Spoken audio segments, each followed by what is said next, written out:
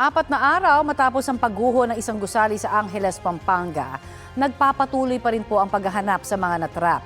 Update po tayo sa ulat on the spot ni Oscar Oida. Oscar? Yes, Connie, nahirapan daw ang Bureau of Fire Protection na mailabas ang katawan ng ikalimang nasawi sa nangyaring pagguho dito sa Barangay Balibago, dito sa may Angeles, Pampanga.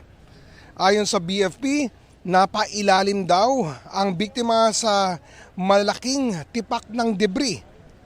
Gumamit pa ng shoring ang mga bumbero upang mapanatiling stable ang bahaging kinaroroonan ng katawan.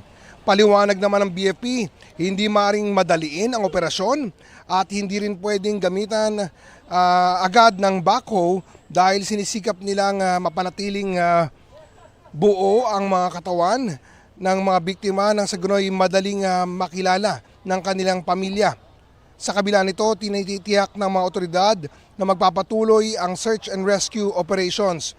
Umaasa rin sila na may posibilidad pa na mayroon pang mga makukuhang buhay sa ilalim ng gumuhong gusali. Samantala, Connie, mula kanina ay tuloy-tuloy ang dating ng mga iba't ibang grupo na nais magpahatid ng tulong dito, mga pagkain at tubig sa mga nagsasagawa ng rescue operation. Connie? Maraming salamat, Oscar Oida.